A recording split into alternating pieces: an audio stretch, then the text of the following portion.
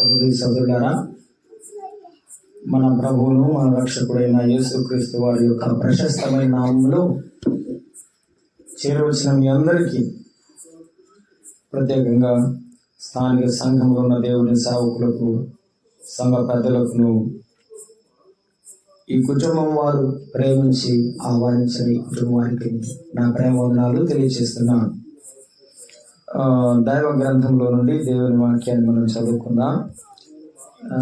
ఇది మంచు కాలం, నాకు సమయం 8:40 అయింది. ఎంతసేపు మనం దేవుని వాక్యం వినగలమో, ప్రభు యొక్క ఆత్మ మనతో మాట్లాడుతుండగా, అంతగా ప్రభు మనం నడిపిస్తుండగా మనము అంత సమయం మాత్రమే వాక్యాన్ని ఆలకిద్దాం. దైవ గ్రంథంలో నుండి దేవుని వాక్యాన్ని మనము చదువుకుందాం. సమూయేలు 2వ గ్రంథము 15వ అధ్యాయము 25వ వచనాన్ని మనము చదువుకుంటున్నాం. సమూయేలు 2వ గ్రంథము 15వ అధ్యాయము 25వ వచనమును చదువుచున్నాం. 15:25. అప్పుడు రాజు సాదోకును పిలిచి, దేవుని మందసమును పట్టణంలోనికి తీసుకొని పొమ్ము. యెహోవా దృష్టికి నేను అనుగ్రహము పొందిన ఎడల ఆయన నన్ను తిరిగి రప్పించి దానిని తన నివాస స్థానము నాకు చూపించును. నీ యందు నాకు ఇష్టం లేదని ఆయన సెలవిచ్చిన ఎడల ఆయన చిత్తముని దృష్టికి అనుకూలమైనట్టు నా ఎడల జరిగించుమని నేను చెప్పుదునని పలికి, యాజకుడైన సాదోకుతో ఇట్లనెను, సాదోకు, నీవు దీర్ఘదర్శమి కావా? శుభమంది, నీవు నీ కుమారుడు అహమేసు అబ్యాతారుకు పుట్టిన యోనాతాను మీ 2 కుమారులను పట్టణమునకు పోవలెను. అలాగే దినవృత్తాంతముల మొదటి గ్రంథము 27వ అధ్యాయము 17వ వచనం. దినవృత్తాంతముల మొదటి గ్రంథము 27వ అధ్యాయము 17వ వచనమును మనము చదువుకున్నాం. 27-17. కెమూయేలు కుమారుడైన హషబ్య లేవీలకు అధిపతిగా ఉండెను. సాదోకు అహరోనీయులకు అధిపతిగా ఉండెను. చదవబడిన వాక్య భాగమును దేవుడు దీవించినట్లు ప్రార్థన చేద్దాం. ఈ రాత్రి ప్రభు మనతో మాట్లాడినట్టు మన మనసుకు, దేవుని హృదయానికి దగ్గరగా తీసుకొని వెళ్ళటకు ప్రయత్నం చేద్దాం. పరిశుద్ధాత్మకు మనం అవకాశం ఇద్దాం. ప్రేమగల తండ్రి, దైవమైన దేవ, మీకు వందనాలు, స్తోత్రాలు నాయన. ఈ రాత్రి కాల సమయంలో ప్రతి నెల 2వ శనివారం ఈ ఇంటి దగ్గర జరుగుతున్న కూడికలకై వందన. ఈ నెలలో కూడా మీ కృపానుగ్రహము దయచేసి నాయన, ఇంతదనుగా మిమ్మల్ని కీర్తనలతో కీర్తించే గొప్ప భాగ్యం ఇచ్చినందుకు స్తోత్రములు. మీ దాసుల స్వరాలు ఇంకా ముట్టి మీ నా మహిమ కొరకు ఉపయోగించండి. మీ వాక్యమును మేము చదువుకున్నాము. మా ప్రభువా, మా అందరితో మీరు మాట్లాడండి. మేము మీ వాక్యమును గ్రహించుటకు అవసరమైన, ప్రభువా, వినుటకు అవసరమైన సిద్ధ మనసు, గ్రహించుటకు అర్థసహితమైన మనసు మీ ఆత్మ ద్వారా కదిలించి నడిపించే మహిమ పొందుమని, నిలవబడిన వాడు నిష్ప్రయోజకుడు, చిన్నవాడు నాయన మనుషుని మరుగు చేయమని మీరే నేరుగా మా హృదయాలతో సంధిస్తుండగా వెలిగిన మనస్సుతో మీ వాక్యమును స్వీకరించచ్చు. మీ ఎదుట నమస్కరిస్తూ మీ కృపా దీవెన పొందినట్లుగా నడిపించుమని, ఈ రాత్రి మా ప్రభువైన యేసుక్రీస్తును ఘనపరచుమని క్రీస్తు ప్రభువు నామమున ప్రార్థన చేస్తున్నాము తండ్రి, ఆమేన్. ప్రభువునందు ప్రియమైన సోదరులారా, సోదరులారా, ఈ రాత్రి కాల సమయంలో సాదోకు సంతానమును గురించి మనము ధ్యానం చేయబోతున్నాం. సాదోకు సంతానమును గురించి మనం ధ్యానం చేయబోతున్నాం. దేవుడు అబ్రహాముతో ఒక మాట చెప్పాడు. ఏమనంటే, అబ్రహాము తన తరము తర్వాత తన పిల్లలు నన్ను ఎరుగునట్లు నేను అతను ఎరిగి ఉన్నాను అన్నాడు. ఆయనకి అబ్రహాం ఎవరో తెలుసు. అబ్రహాము సంతానం ఎటువంటి వరకు కూడా నేను చెప్పలేని తెలుసు. మీరు తలకాయ ఇట్టన్నా ఊపండి, లేకపోతే నోరు తెరిసని చెప్పండి. రైటా? 9 అయ్యింది కదా, కష్టమే కదిలించటం. కాకపోతే మీరు వినటానికే నేను నిలబడున్నా, అంతే తప్ప ఇంకేమీ లేదు. అమ్మా, అబ్రహాముకు దేవుడు తెలుసు. అబ్రహాముకు దేవుడు తెలుసు. అట్లా చూస్తే ఏం లాభం లేదు. నువ్వు ఊరిని చూస్తున్నావు, నిద్రపోతున్నావు నాకు తెలియదు అనమాట. నువ్వు గట్టిగా చెప్పాలి, లేకపోతే నేను ఊరుకు. అబ్రహాముకు ఎందుకు ఆ మాట చెప్పాను నీకు అర్థమైంది. నువ్వు చెప్తే కదా నాకు నేను చెప్పడానికి. There must be some application, not just preaching. ఊరికే చెప్పుకోవడం కాదు, అన్వయించుకోవడానికే ఈ మాటలు చెప్పుకునేది. అమ్మా, అందుకే కదా అబ్రహాముకు దేవుడు తెలుసు. అబ్రహాముకు దేవుడు తెలుసు. దేవుడు ఏమన్నాడంటే, అబ్రహాము నాకు తెలుసు, అబ్రహాము నాకు తెలుసు.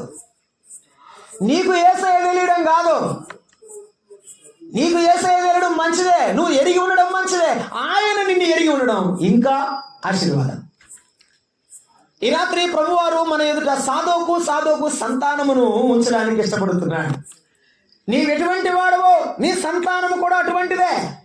బైబిల్ చెప్తున్నది, తల్లి ఎట్టిదో బిడ్డయు అట్టిదే, బిడ్డయు అట్టిదే. నీవు తండ్రి ఎటువంటి వాడవో నీ బిడ్డలు అటువంటి వారే. నీవేలాగూ దేవుని సన్నిధిలో నడుస్తున్నావో, ఆలోచన చేస్తున్నావో, ప్రార్థన చేస్తున్నావో, బైబిల్ చదువుతున్నావో, నీ బిడ్డలు కూడా అటువంటి వారే. నీ బిడ్డలు కూడా అటువంటి వారే. నీ జీవితమును బట్టి దేవుడు నీ కొలత వేస్తాడు. కొద్దిగా సాధోకును గురించి మనం ధ్యానం చేస్తున్నాం. సాధోకును గురించి మనము సమూయేలు 2వ గ్రంథం 15వ అధ్యాయం 20వ వచనంలో చదువుకున్నాము. అతడు భక్తి గలవాడు అని మనకు ఆ భావం అర్థమవుతుంది. ఎంతో మంది యాజకులు ఉన్నారు, ఎంతో మంది దేవుని బిడ్డలు అక్కడ ఉన్నారు. కానీ దావీదు రాజుకి ఎవరు కనపడ్డారు?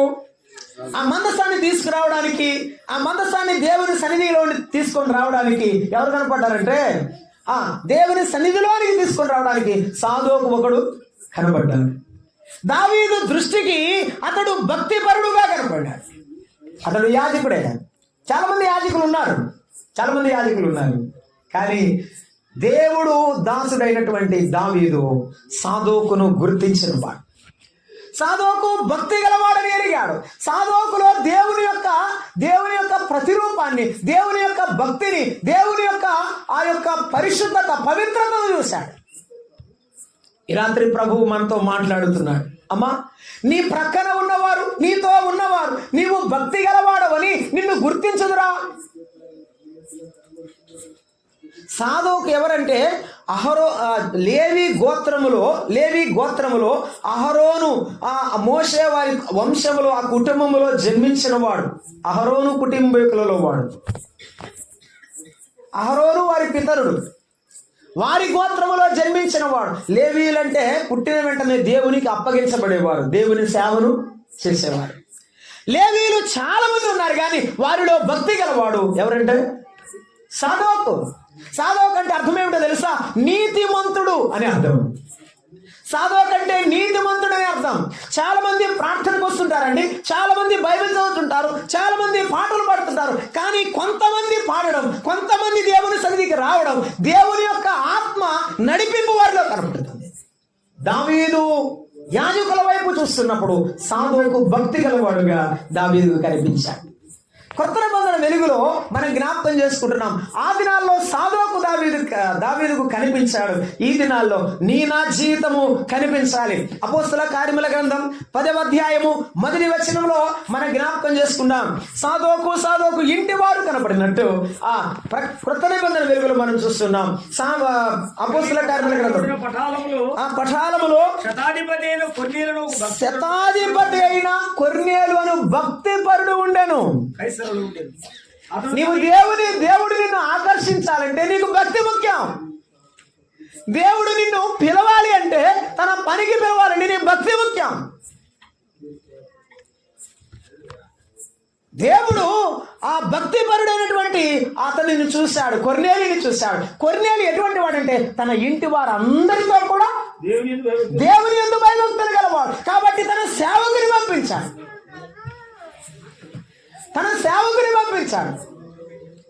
సాధోకు ఇంటి వారిని గురించి ధ్యానం చేస్తున్నప్పుడు మన ప్రియుడు మునయ్య వారి ఇంటి వారు మాత్రమే కాకుండా నేను నా ఇంటి వారు, నీవు నీ ఇంటి వారు ఎలా ఉన్నారు? ఇంటి వారందరితో భక్తి ఉన్నదా? నీ ఒక్కదానివే నమ్ముకొని వస్తున్నావా? నీ ఒక్కడవే దేవుని నమ్ముకున్నావా? నీ ఇల్లు మొత్తం దేవుని నమ్ముకుందా? దేవుని యందు భయభక్తులు ఉన్నాయా? కొర్నేలి తన ఇంటి వారందరితో కూడా భక్తి గలవాడు కాబట్టి దేవుడు తన సేవకుని పంపించాడు. దేవుడు తన వాక్యాన్ని నీ ఇంటికి పంపిస్తాడు, నీ ఇంటికి పంపిస్తాడు, నిన్ను ఉజ్జీవింపచేస్తాడు. రక్షణ లేని కొర్నేలి ఇంటికి దేవుడు రక్షణ సువార్తను పేతురు ద్వారా పంపించాడు. ఈ రాత్రి వేళ నీవు భక్తి కలిగి ఉంటే దేవుడు నీతో మాట్లాడుతున్నాడు.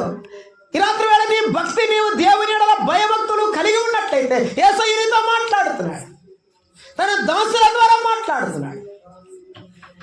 పాత నిబంధనలో ఆయా ప్రవక్తల ద్వారా నానా కాలాలలో నానా సమయాలలో మాట్లాడే దేవుడు ఈ అంతముల దినముల యందు తన కుమారుడిని యేసుక్రీస్తుతో నీతో మాట్లాడుతున్నాడు. నీవు భక్తి గలవాడవా? అతడు తన ఇంటి వారందరితో భక్తి గలవాడు. 10వ అధ్యాయంలో మనం చూస్తాం. అయితే ఏం చేశాడు? ఎటువంటి భక్తి ఉందో తెలుసా? 35, 36 వచనాలు, 34 నుంచి చదువుతాం. దేవుడు పక్షపాతి కాడని నిజముగా గ్రహించి ఉన్నాను. ప్రతి జనములో ఆయనకు భయపడి నీతిగా నడుచుకునేవాడు ఆయనకు భయపడేవాడు. భక్తి గలవాడంటే ఆయనంటే భయపడతాడు, ఆయనకు భయపడేవాడు. భక్తి గలవాడంటే ప్రార్థనకు వచ్చేవాడని కాదు, భక్తి గలవాడంటే కానుక ఇచ్చేవాడని కాదు. భక్తి గలవాడంటే ఆయనకు భయపడేవాడు. రెండవది, నీతిగా బ్రతకాలి, దేవుని వాక్యానుసారంగా బ్రతకాలని భయపడేవాడు. ఈ కొర్నేలు అటువంటి వాడే కనుక దేవుని సేవకులు ఆ ఇంటిలో అడుగు పెడుతున్నారు. దేవుని దాసుల పాదాలు వారి ఇంటిలో ఉన్నాయి. ఈ రాత్రి నీ ఇంటిలో ఏముంది? దేవుని యెడల భయభక్తులుందా? నీ ఇంటిలో దేవుని సేవకుల పాదాలు పెట్టగలుగుతున్నారా? నీకేమైనా ఉండవచ్చు కానీ కొర్నేలి శతాధిపతి, ఒక అధిపతి, అధికారం ఉంది, సొమ్ము ఉంది, హోదా ఉంది, కానీ దేవుడు అంటే భయం ఉంది. ఈనాడు ధనవంతులు అనబడిన వాడు దేవుని యెడల భయభక్తులుగా లేరు. అయితే ఈ రాత్రి వినండి, బైబిల్ చెప్తున్నది తన ఇంటి వారందరూ తన భార్య బిడ్డలను విడిచిపెట్టలేదు. నీవు నీ ఇంటి వారిని సంపాదించుకో, నీ ఇంటి వారితో దేవుని యెడల భయభక్తులుగా ఉండు. 16వ అధ్యాయంలో అపోస్తల కార్యముల గ్రంథం 16వ అధ్యాయంలో 10వ అధ్యాయంలో ఒక సహోదరుడు కనపడతాడు. 16వ అధ్యాయంలో ఒక సహోదరి మనకు కనబడుతుంది. 14వ వచనం, 14. అప్పుడు లూదియాను దైవభక్తి గల ఒక స్త్రీ, ఆమె ఎవరు? దైవభక్తి గలది. తన భర్త ఎలా ఉంటాడో బైబిల్ చెప్పలేదు, కానీ ఆమె భక్తి ద్వారా తన ఇంటి వారిని సంపాదించుకుంది. చెరసాల్లో నుంచి బయటకు వచ్చిన తర్వాత పౌలు గారు ఆ ఇంటికి వెళ్ళాడు. 16వ అధ్యాయం 40 వచనం చదివితే, వారు చెరసాలను వెలుపలకు వచ్చి లూదియా ఇంటికి వెళ్ళిరి. అక్కడ సహోదరులను చూచి ఆదరించి బయలుదేరి వెళ్ళారు. లూదియా దేవుని నమ్ముకున్నది, ఆమె హృదయాన్ని దేవుడు తెరిచాడు. ఆమె ఏమని తెలుసా? నేను భక్తి గలదానని చెప్పండి. ఈ రాత్రి నీవు ఆ మాట చెప్పాలి. నేను భక్తి గలదానని ఎంచితే నా ఇంటికి వచ్చి నా ఆతిథ్యం సేకరించండి అని దేవుని దాసులను బతిమాలింది. I'm sorry to say, brother and సంఘాల్లో లోపించింది ఏంటో తెలుసా? దేవుని సేవకులకు ఆశ్రయమైన గృహాలు లేవు. ఇది చాలా విచారకరం. దేవుని సేవకులు రావాలి, మా ఇంటికి రావాలి, ప్రార్థన చేయాలి, వారి పాదాలు వారు మోకరించి దేవుని పరిచయలో ఉండాలని ఆ భక్తి కలిగిన వారు కలిగి ఉన్నారు అన్నాడు. ఆమె దేవుని వాక్యము వినుచున్నది. భక్తి గల వారి లక్షణం ఏమిటంటే వింటాడు. భక్తి గల వారి లక్షణం ఏమిటంటే తన ఇంటితో కలిసి కూర్చుంటాడు. దేవుడు అప్పుడే వారి మనసును ఏం చేస్తాడు? తెలుస్తాడు. లూదియా యొక్క హృదయాన్ని దేవుడు తెరచాడు. అసలు ఆ ఇంటిలోనే సంఘం ఏర్పడింది. ఈ రాత్రి నీ ఇంటిలో మోకాళ్ళ మీద మోకరించే నీ పిల్లలు ఉన్నారా? నీ భర్త ఉన్నాడా? నీవు కాల్చిన కన్నీటి ప్రవాహంలో కొట్టుకొని వచ్చిన అదోరైన జక్సన్ లాంటి మహాభక్తులు కలిగిన తల్లి కన్నీటి ప్రార్థనతో కొట్టుకు వచ్చిన భక్తుల వంటి వారు పుడతారా? నువ్వేం చేస్తున్నావు? నమ్ముకుని ఎన్ని సంవత్సరాలైంది? సాధోకు వంశంలో చాలా మంది ఉన్నారు. సాధోకును దేవుడు కోరుకోవడానికి కారణం ఏమిటంటే సాధోకు భక్తి గలవాడు. సాధోకు భక్తి గలవాడు. మోకాళ్ళ మీద లేకుండా తన ఇంటిని నడపలేడు. దేవుని సన్నిధిలో బ్రతిమాలకుండా నడపలేడు. అందుకే దేవుని ఎడల భక్తి కలిగిన వాడు రాజు చేత గుర్తించబడ్డా. నీవు భక్తి గలవాడమని రేపు పరమన్న రారాజు అయిన యేసు ప్రభు దిగి వస్తే గుర్తిస్తాడా? ఆయన దిగి వస్తే నీ భక్తిని గుర్తిస్తాడా? నీవు పైకి అందరి ఆ క్రీస్తు ప్రభు చేత ఆకర్షించబడి ఎగిరిపోతావా ప్రభుతో పాటు? ఎత్తబడతావా ప్రభుతో పాటు? విడవబడతావా? నీ భక్తి అక్షరార్థమైనదా, హృదయానుసారమైనదా? చాలా మంది ఎవరన్నా భక్తి లేదు, చాలా మంది ఎవరన్నా భక్తి లేదు. ఒకడు సిలువలో ఉండి ప్రభుతో అన్నాడు, ఎందుకు ఈ బాధ? నువ్వు రక్షించుకొని మమ్మను కూడా రక్షించవచ్చు కదా అంటే, కుడివైపునున్న దొంగ అన్నాడు, ఈ శిక్ష మనకు న్యాయమే, ఇతడు ఏ పాపము ఎరుగనివాడు. నీవు దేవునికి భయపడవా? నీవు దేవునికి భయపడవా అన్నాడండి. తల్లికి భయపడే పిల్లలు లేరు, భర్తకు భయపడే భార్య లేదు, టీచర్కి భయపడే విద్యార్థులు లేరు. ఈ ప్రపంచంలో లేనిది ఏమిటంటే భయం. ఉన్నది విచ్చలవిడితనం, ఉన్నది విచ్చలవిడితనమైంది. అందువల్లే దేవుడు పైకి లేపడం లేదు, అందువల్లే దేవుడు నిన్ను ఆశీర్వదించడం లేదు. మన జీవితాలు దేవుని ఆశీర్వాదానికి చాలా దూరంగా ఉన్నాయి. కారణం ఏమిటంటే మన జీవితాలు ఎందుకు కొట్టబడుతున్నాయి? కారణం ఏమిటంటే మనము గుర్తించబడి దేవుని చేత ఆశీర్వదించబడట్లేదు. కారణం ఏమిటంటే దేవుని భయం లేదు.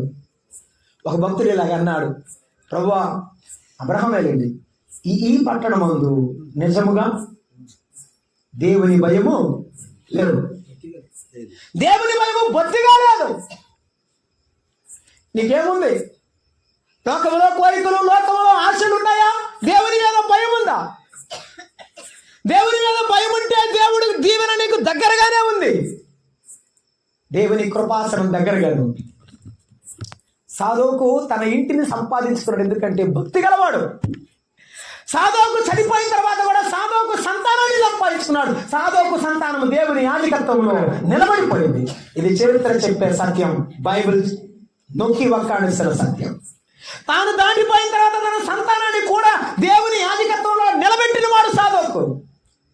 నీ వెళ్ళిన తర్వాత నీ పిల్లలు దేవుని కొరకు నిలబడతారా? నీ వెళ్ళిన తర్వాత నీ అడుగుదాడలు అలాగే నిలబడి సాధోకు జీవితం మనతో మాట్లాడినట్టు మాట్లాడుతుందా? అలాగైతే నీవు ధన్యుడవు, ధన్యురాలు. అమ్మా, మనము దాటిపోతున్నాం. సాధోకు దేవుని ఎడల భయభక్తులు కలవాడు.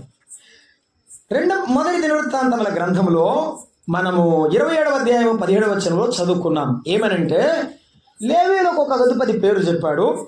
ఆ తర్వాత అహరోనీయులకు చెప్పండి అధిపతి పేరు చెప్పాడు. అక్కడ చదువుతారా? మొదటి దినవృత్తాంతముల గ్రంథము 27:17, 27వ అధ్యాయం 17వ వచనం.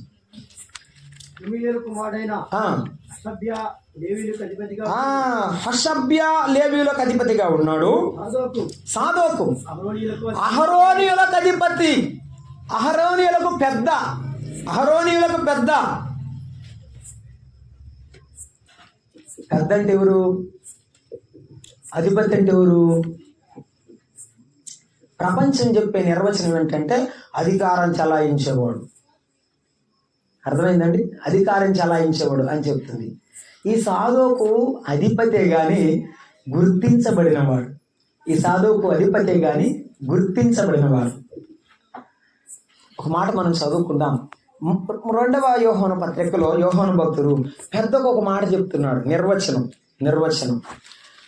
2వ యోహాను పత్రిక 2వ అధ్యాయము మొదటి అధ్యాయమే ఉన్నది ఒక అధ్యాయం, ఒక వచనం, మొదటి వచనం చదువుకుందాం. పెద్దనైన నేను ఏర్పరచబడిన అమ్మగారికి శుభమని చెప్పి పిల్లలకు శుభమని చెప్పారు ఆయనది. నేను మాత్రమే కాక సత్యమని అడిగిన వారందరూ మనలో నిలచు, మనతో ఎల్లప్పుడూ ఉండు. సత్యమును బట్టి మిమ్మును నిజముగా ప్రేమిస్తున్నాను. నిజముగా ప్రేమిస్తున్నాను. సాదోకు అహరోనీల పెద్ద కదండి, అందరూ ఎందుకు సాదోకే అన్నారు అంటే అధికారం చెప్పేవాడని కాదు.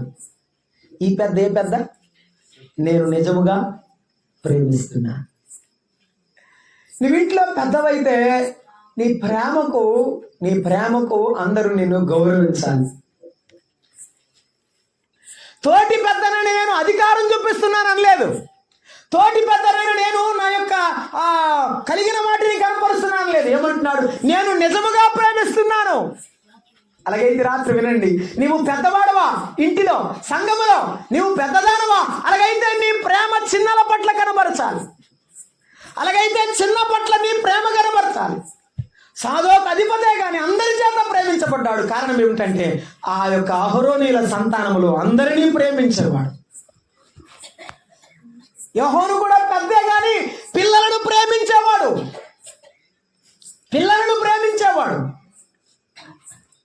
మనం ఎటువంటి వారమై ఉండాలి చెప్పండి? మనం పెద్దమైతే చిన్నలు ఏం చేయాలి? ప్రేమించాలి. మన ప్రభు అయిన యేసుక్రీస్తు వారు పరలోకములో ఉన్నవాడు. ఆయన ఉన్నతమైన కుడి పార్శ్వమందు మహామహుడైన ఆశీనుడైన ప్రభువు, ఆయన మహాకాశములకు పట్టజాలని గొప్ప ప్రధాన యాజకుడు. ఆయన ఆ సాదోకు యాజకుడే, ఆయన గొప్ప ప్రధాన యాజకుడు. ఆ సింహాసనాన్ని విడిచిపెట్టి మానవుడుగా, దీనుడుగా మనల్ని ప్రేమించి దిగి వచ్చాడు. ఆయన దీనుడై దిగి వచ్చాడు. సాదోకు యాజకత్వం చేసేటప్పుడు అందరి ఎదుట తగ్గించుకొని ఉన్నాడు. ప్రేమ చూపించి ఉన్నాడు. నీవు పెద్దవాడవైతే దొడ్డ పనిని ఆశ్రయించన్నాడు యేసయ్య. మీలో ఎవడు గొప్పవాడై ఉండగలుగుతున్నాడో నేను చెప్పినట్టే ఒకరి పాదములు ఒకరి కడుక్కోండి అన్నాడు యేసయ్య. దాసుని మనసు ఉండాలన్నాడు. అందుకే యేసయ్య దాసునిగా దిగి వచ్చి చూపించాడు. అయితే నీవు నీ ఇంటిలో అలాంటి ప్రేమను చూపించు, సంఘములో అటువంటి ప్రేమను చూపించు. కొంతమందికి భక్తి ఉంటుంది, ఏముండదు? ప్రేమ ఉండదు. భక్తి ఉంటుంది, ప్రేమ ఉండదు. ప్రేమతో సంపాదించుకోలేని మనసు. పేరు కాదులే, మామూలుగా చెప్తా సందర్భం. ఉపవాస కూడికి పెడతామండి మేము మా సంఘంలో. నెలకు ఒక రోజు ఉపవాస కూడిక, ఆల్ నైట్ ప్రేయర్ అంటారు. సాయంత్రం 6 నుండి తెల్లారి 6 గంటల ప్రార్థన పెడతారు. ఒక బ్రదర్ అన్నాడు, ఆ అక్క 1 గంట 2 గంటలు ప్రార్థన చేసింది బ్రదర్ అన్నాడు. ఏంటి 1 గంట 2 గంటలు ప్రార్థన చేసింది బ్రదర్ అన్నాడు.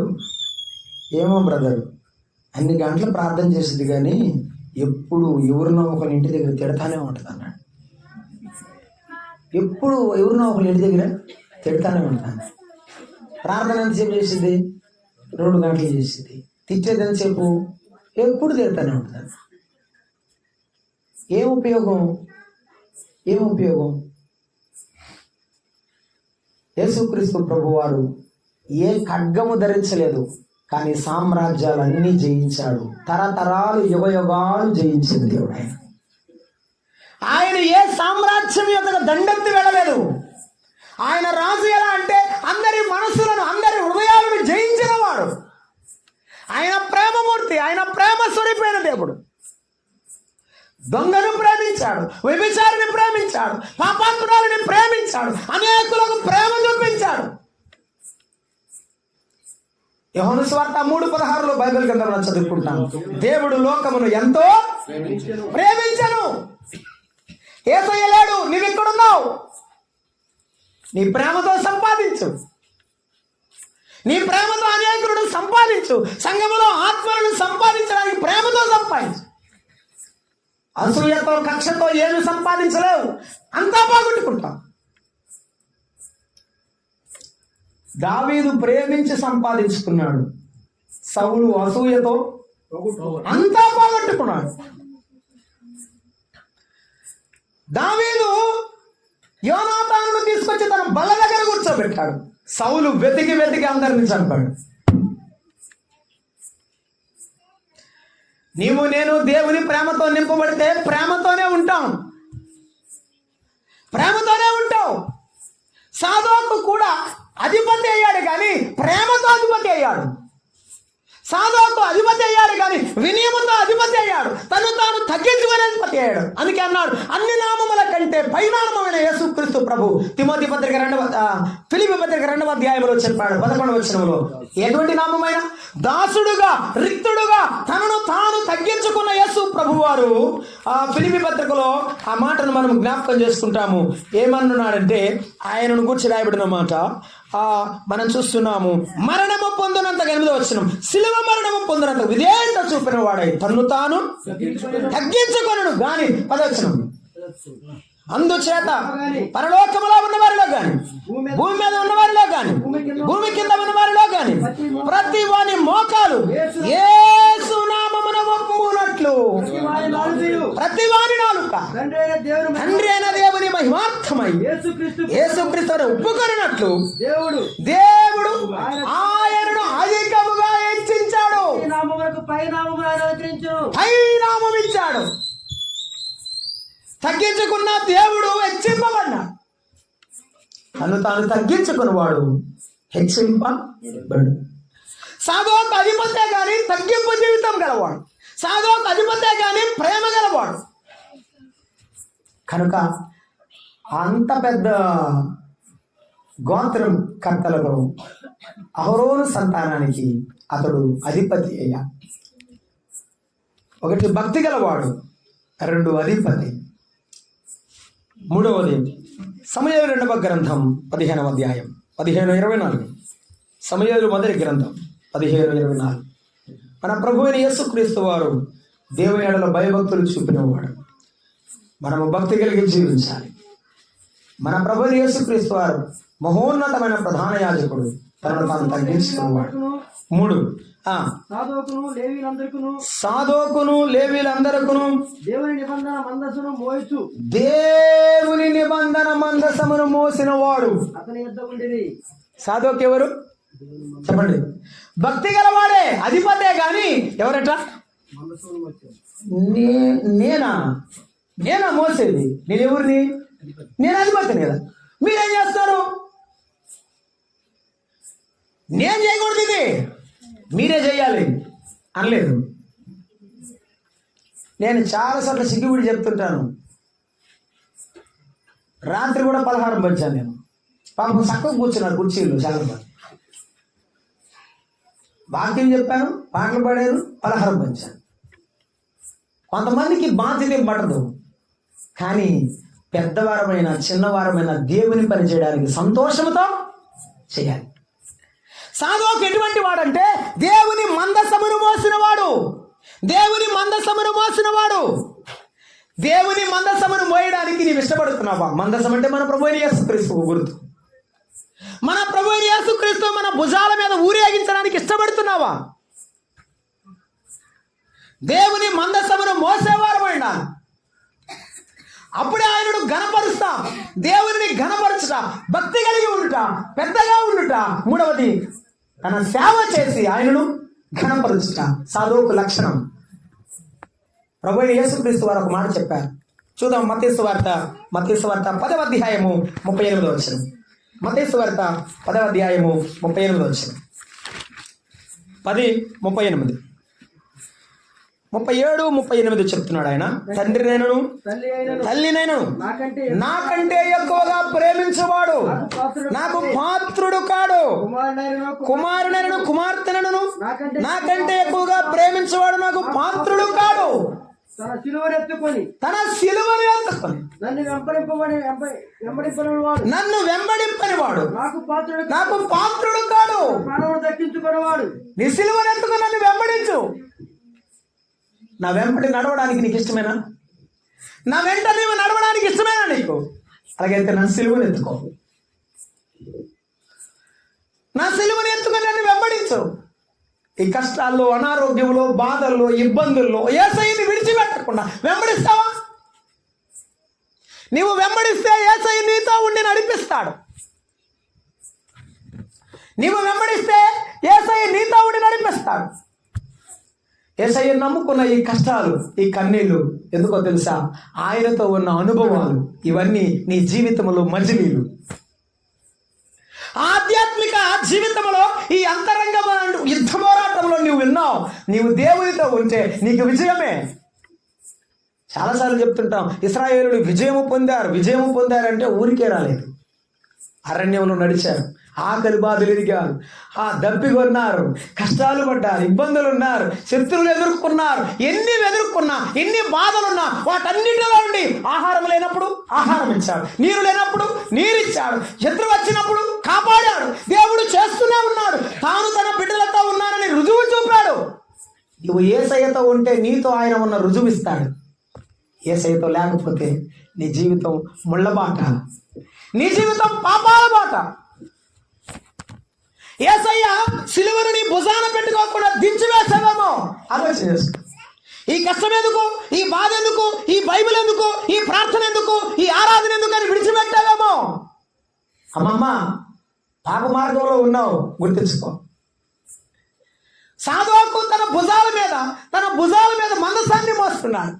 నేను పెద్దననే గర్వం కాదు, యేసు ప్రభు దేవుని యొక్క మందసాన్ని మోస్తున్నాను. నేను ఆనందం. నేను ఎంత పెద్దవాడినో ముఖ్యం కాదు, దేవుని సన్నిధిలో ఆయనలో సంతోషించడమే నా యొక్క జీవిత లక్ష్యం. అది సాధువు యొక్క గొప్పతనం. ఇవాళ రాత్రి వేళ నీవు ఎటువంటి వాడవు, ఎటువంటి దానమై నీవు దేవుని సన్నిధిలో ఉన్నావో ఆలోచన చెయ్యి. దేవుడు నీతో మాట్లాడుతున్నాడు. అయ్యలారా నీకు ఎటువంటి మనసు ఉంది? సాధువుకు దేవుని మందసమును మోయేవాడు ఆ సిలువను ఎత్తుకొని మోసుకొని వెళ్తున్నాడు. బహుశా నేను ఇక్కడే చెప్పినట్టున్నాను, నాకు గుర్తులేదు. ఒక ఆయన రాశాడు, ఇది నేను ఎవరు రాశారు గుర్తులేదు. మరట యేసు ప్రభు వారు తను నమ్ముకున్న పిల్లలందరికీ చెప్పాడట, మీరు మీ సిలువను ఎత్తుకొని నన్ను వెంబడించండి. తలా ఒక సిలువ ఇచ్చాడట. అందరూ మోసుకుంటా వెళ్తుంటేను మీరు కాదులే నారాయణుడు. కొంతవరకు పోయిన తర్వాత బాగా బరువు ఉందబ్బా అని చెప్పి రంపం పెట్టి కొద్దిగా పోసాడంట. బరువు తగ్గింది కొద్దిగా. అబ్బా ఇది బాగా తేలిగ్గా ఉంది. ఇంకొకరు పోసాడు. ఎంత ఉంది సిలువ? సరే, కొంతవరకు పోయిన తర్వాత నది వచ్చిందంట. నది వస్తే దేవుడు అన్నాడంట, ఎవరి సిలువ నది మీద వేసేయండి, అవతలకు నడుచుకుంటారంట అన్నాడంట. అందరూ వేసారు, అందరు అవతలకు పోయారు. ఈయనున్నాడుగా, పిలిచి ఎంత అయింది, వేసాడు, లోపల పడింది. ఇది వీడు అవతలకు పోవడానికి లేదు. వీడికి ఇటు చూసాడు పైకి, ప్రభువా క్వశ్చన్ అయిపోయింది, ఏం లేదంటే అటే ఆడే ఉండు, వీళ్ళతో నేను వెళ్ళిపోతా అన్నాడంటే.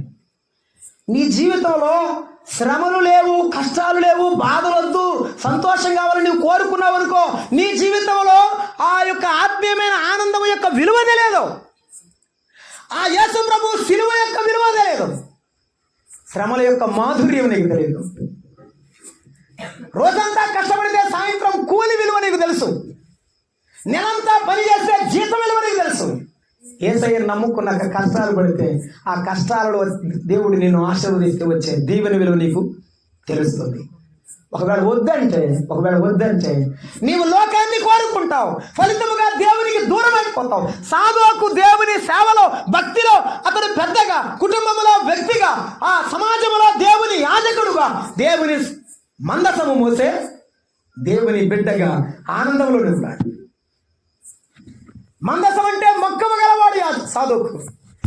కాబట్టి తన భుజాన మోస్తున్నాడు. ఒక మాట చూద్దాం, కృత నిబంధన వెలుగులో మోయడం సంతోషంగా భావించాలి, అందరిని మనము ఉపేక్షించాలని చెప్పాడు. లూకాసు వార్త 9వ అధ్యాయం 23 వచనం. 9:23 చదువుతారా? లూకాసు వార్త 9:23. మరియు ఆయన అందరితో ఇట్లనెను, ఎవడైనను నన్ను వెంబడింప గోరిన ఎడల ఏం చేయాలి? చెప్పండి. ఉపేక్షించుకోవడం అంటే పౌలు భక్తులు చెప్పాడు, క్రీస్తుతో కూడా సిలువ వేయబడుట అని. ఏమిటి?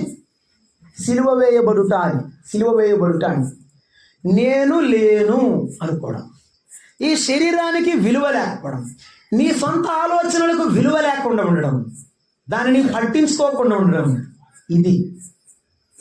ఇదే సిలువను ఎత్తుకొని పరిత్యజించుకోవడం. నిన్ను నీవు ఉపేక్షించుకొని సిలువను ఎత్తుకో. ప్రభు మత్తయి సువార్త 11వ అధ్యాయంలో ప్రయాసపడి భారం మోస్తున్న వారిలా నా వద్దకు రండి, నేను మీకు విశ్రాంతిని కలుగజేస్తాను అని చెప్పి ప్రభు అన్నాడు. ఏమన్నాడంటే, నేను సాత్వికుడను దీన మనస్సు గలవాడును కనుక ఎవరి కాడి నా కాడి ఎవరి భుజాల మీద ఉండాలి? మీ భుజాల మీద. నా కాడి ఎత్తుకొని నా యొద్ద నేర్చుకోండి, ఎలాగూ నడవాలో, ఎలాగూ మాట్లాడాలో, ఎలాగూ దేవునితో, పిల్లలతో, లోకముల వారితో ప్రవర్తించాలో నేను నేర్పిస్తా. అలాగైతే దేవుని దగ్గర నేర్చుకుంటూ ముందుకు వెళ్ళు. ఇది ప్రతి సందర్భం నీకు ఒక పాఠం, ప్రతి సందర్భం నీకు ఒక దీవెన వంటిది. సాధువుకు అదే అనుభవించాను. మనసు మోసిన సంతోషించాడు, పెద్దగా నియమింపబడిన సంతోషించాడు, దేవుని ఎడల భయభక్తులు కలిగి ఉన్న సంతోషించాడు. నీ జీవితంలో యేసయ్య సన్నిధిలో ఉండడమే గొప్ప ఆశీర్వాదం. మిగిలినవన్నీ దేవుడిచ్చిన దానాలు అంతే. మిగిలినవన్నీ దేవుడిచ్చిన దానాలు అంతే. సాధువుకు మందసమును మోసినవాడు. ఒక మాట చెప్పి నేను ముందుకు సాగిపోతున్నాను. సమూయేలు 2వ గ్రంథం 20వ అధ్యాయం 26వ వచనం చదువుకుందాం. సమూయేలు 2వ గ్రంథం 20వ అధ్యాయం 26వ వచనం. 20 అధ్యాయము 26వ వచనం. 2వ సమూయేలు గ్రంథం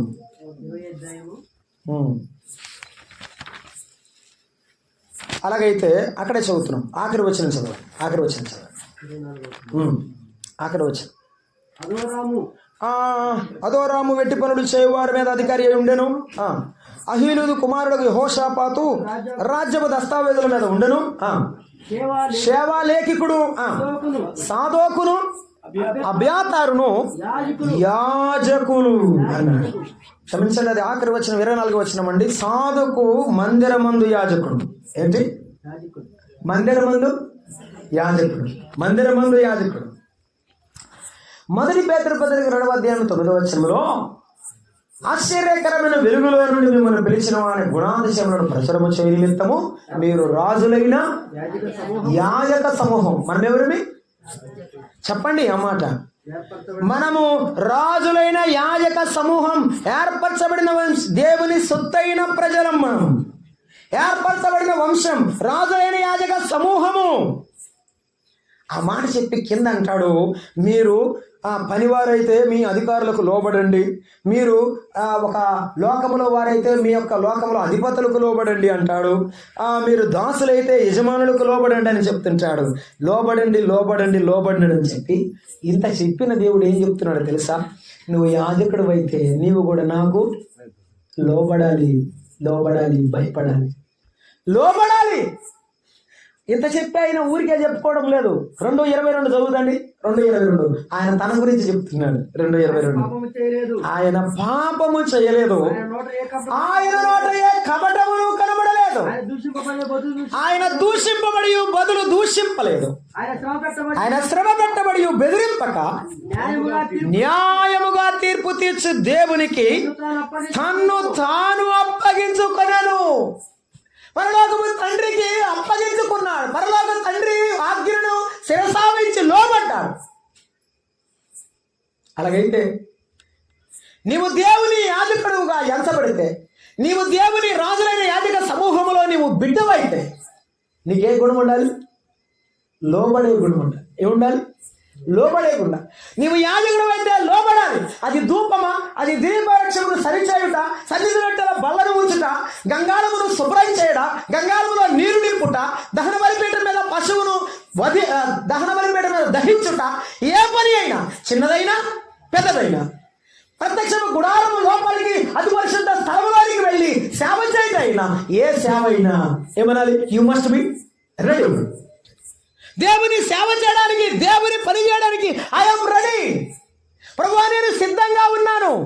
యేసు ప్రభు అన్నాడు, తండ్రి నీ చిత్తము నెరవేర్చుట నాకు సంతోషం.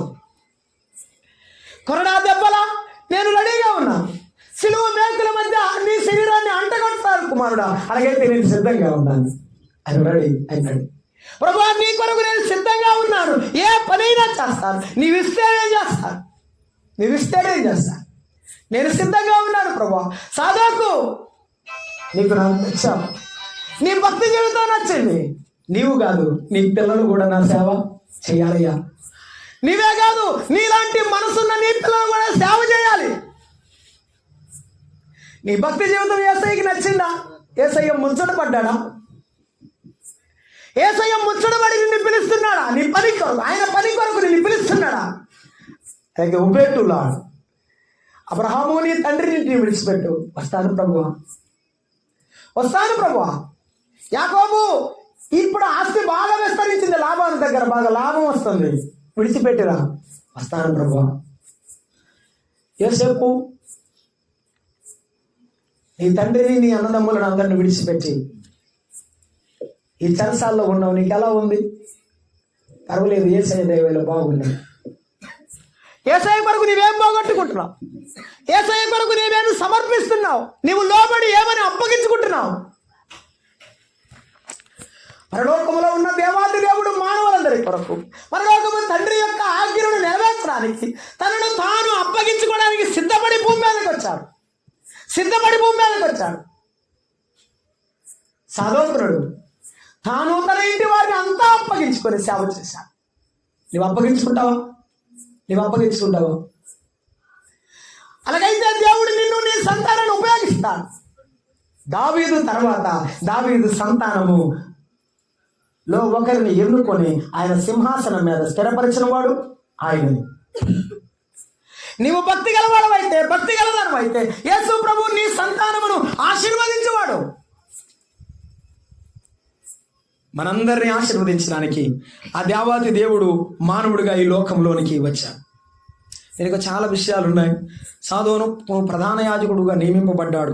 సాదోకు అదోనియా కుట్రలో కలవకుండా ఉన్నాడు. సాదోకు సొలొమోనును అభిషేకించాడు. దావీదు పోయిన తర్వాత సొలొమోను కాలంలో ఉన్నాడు. ఎంతమంది రాజులు మారినా యాజకత్వం మారలేదు. నీ పరిస్థితులు మారినా, ప్రభుత్వాలు మారినా, నమ్మిన నీవు మారకుండా బ్రతకాలి.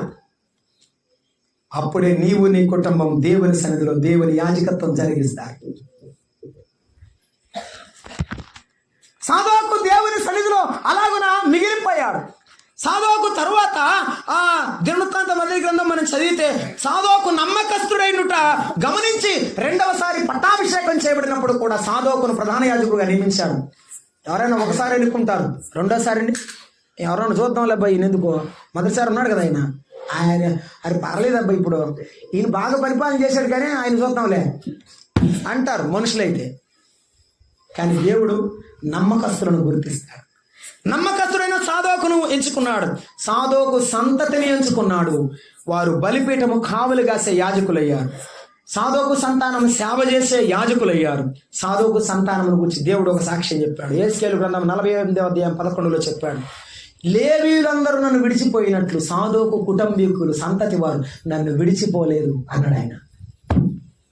సాదోకు సంతానం ఏంటి? ఒకవేళ వాళ్ళ నాన్నప్పుడు బతికుండొచ్చు, భక్తిగా ఉండొచ్చు, వాళ్ళ నాన్న పోయాక భక్తి పోగొట్టుకోవచ్చు. కానీ సాదోకు సంతానం అటువంటి వారు కాదు. మనందరి కుటుంబ ఇశ్రాయేలును విడిచిపోగా మిగిలిన లేవీయులు విడిచిపోయినట్లే నన్ను విడిచిపోలేదు. చాలా మంది దినాల్లో ఏమిటంటే యేసయ్య నమ్ముకుంటారు, తర్వాత బాధలు కలిగినాయి, విడిచిపెట్టి వెళ్ళిపోతారు. అసలు సంగమం ప్రారంభ దినాల్లో ఉన్న పాత ముఖాలు తక్కువే ఉంటాయి, కొత్త ముఖాలు వస్తూ ఉంటాయి. మళ్ళీ కొత్త ముఖాలే. మళ్ళీ వచ్చే సంవత్సరానికి మోహం కనపడుతుందో లేదో తెలియదు. నన్ను విడిచిపోలేదు. యేసుక్రీస్తు ప్రభు మనల్ని విడిచిపెట్టని వాడై ఆయన తనను తాను తగ్గించుకొని మానవుడిగా లోకానికి వచ్చాడు. అపోస్తల కార్యముల గ్రంథం 3వ అధ్యాయం 26వ వచనం చెప్తున్నాడు, దేవుడు తన సేవకును పుట్టించి మీలో ప్రతి వారిని వాని దుష్టత్వము నుండి మళ్లించడం వలన మిమ్మల్ని ఆశీర్వదించటకు ఆయనను మొదటి మీ వద్దకు పంపాను. మనలను మన కుటుంబాలు దీవించబడాలని, పాపములా ఉండి పరలోకంలోనికి వెళ్లకుండా పాతాళానికి వెళ్ళిపోకుండా ఉండాలని ఆ దేవాది దేవుడు మానవుడు ఇచ్చాడు. ఈ రాత్రి వేళ సిలువబడిన క్రీస్తును ప్రకటిస్తున్నా. యేసయ్య మానవుడు అయింది నీ కొరకే, నీ ఇంటి కొరకే. నీ జీవితాన్ని అగ్నిగుండంలో పడకుండా, నీ జీవితం పాతాళానికి పరుగులెత్తకుండా, దేవుని యొక్క కోపము ఖడ్గమోలే నీ మీద నీ ఇంటి మీద పడకుండా ఆ యేసయ్య అడ్డుగా వచ్చాడు. 103వ కీర్తన 10వ అంట, మన అతిక్రమములను బట్టి ఆయన మనకు ప్రతీకారము చేయలేదు. నీకు ప్రతీకారము చేయకుండా ఆయన నీ కొరకు కలువరి సిలువలో మరణించాడు. అపరమైన కొయ్యను తన భుజాన మోసుకున్నాడు. ఆ భుజం మీద నీ పాపాల మూట కనబడుతుండగా ఆయన భరించాడు. ఆ కొరడా దెబ్బలు ఉమ్మివేతనుడు సహించాడు. ఆ ఎత్తైన కొండ వరకు వెళ్ళాడు. ఆయన శరీరము శిలువ మీద పరుండబెట్టబడి బలమైన మేకలతో కొట్టగా ఆయన తన రక్తమును అంతా కార్చివేశాడు. రక్తసిక్తమైన దేహము 3 మేకల మధ్య ఎర్రని ఎండలో వేలాడుతుండగా ఆయన అపహసించబడుతుండగా నోరు తెరవలేదు. అన్యాయపు తీర్పును పొందిన వాడై కొనిపోబడ్డాడు. సాధువుకు తన ప్రజల కొరకు కొంతకాలం పనిచేశాడేమో కానీ నిరంతరము పనిచేసే ప్రధాన యాజకుడుగా ఉండడానికి తన ప్రాణాన్ని అర్పించాడు. మనందరి కొరకు కలువరిలో చనిపోయిన వాడు యేసయ్య. మన పాపం తీసివేయడానికి, తన రక్తముతో మన పాపాలు కడగడానికి కార్చిన వాడు మన కొరకు చనిపోయి సమాధి చేయబడి తిరిగి లేచాడు. ఎవరు యేసు ప్రభువునందు విశ్వాసం ఉంచుతారో వారికి పాపములు తన హృదయములో నుండి తీసివేస్తాడు. ఇక అవి ఎన్నటికీ జ్ఞాపకానికి రాకుండా తుడిచి వేస్తాడు. ఈ రాత్రి వేళ పౌలు చెప్పినట్టు మనకు ఒక ప్రధాన యాజకుడు ఉన్నాడు. అతడు శిబిరము వెలుపల, గవిని వెలుపల, యెరూషలేము బయట మన కొరకు సిలువ వేయబడినాడు. వేయబడిన ప్రభు ఎదుకు వస్తావా? ప్రభు ఎడల భయభక్తులు కలిగి బ్రతికి జీవిస్తావా? అలాగైతే నిన్ను నీ కుటుంబాన్ని ఆశ్రదించడానికి ఆయన సిద్ధంగా ఉన్నాడు. అలాగున మన సహోదరుడు మునియ గారు వారి కుటుంబం ప్రభుకు అప్పగించుకొని ప్రభు ఎడల భయభక్తులు కలిగి ఆయనకు లోబడచ్చు. ఆయన వాక్యమును తమ భుజముల మీద మోసుకెళ్లే కుటుంబం ఉండాలని ప్రేమతో తెలియచేస్తూ ముగిస్తున్నాను. తలలు వంచండి, ప్రార్థించేద్దాం. తలలు వంచండి, ప్రార్థించేద్దాం. ప్రేమైన మిత్రులరా, సోదరులారా, సోదరులారా, నీవు భక్తి కలిగి లేకపోతే నీ పిల్లలను సంపాదించలేవు. అమ్మా, నీవు దేవుని భయభక్తులు లేకపోతే నీ బిడ్డలు నువ్వు సంపాదించలేవు. ఇంకా పాపంలోనే ఉన్నవా? ఇంకా పాడు ఆలోచనలు, పాడు తలంపులతోనే బ్రతుకుతున్నావా? అయితే రాత్రి విను, యేసయ్య నిన్ను చూసి ఏడుస్తున్నాడు, నిన్ను చూసి దుఃఖపడుతున్నాడు. నువ్వు ఎలాగమైపోతావో, నువ్వు ఎలాగో నీ జీవితాన్ని పాడు చేసుకుంటావు అని దేవుడు దుఃఖపడుతున్నాడమ్మా. ఈ రాత్రి అయినా నీ పాపాన్ని గురించి పశ్చాత్తాపం, పాపిని నీ జీవితాన్ని మార్చుకో. ప్రేమగల తండ్రి, దయవుడా మీకు వందనాలు. ఈ రాత్రి మీరు మాతో మాట్లాడిన ప్రతి మాటకు నీరు కట్టి ఫలింపు దయచేయండి. కొందరైనా మీ సన్నిధికి ఆకర్షింపబడి మారు మనసు కొందరికి సహాయం చేయమని యేసు ప్రభువు నామములో వేడుకుంటున్నాం తండ్రి. ఆమేన్. అందరికీ వందనాలు.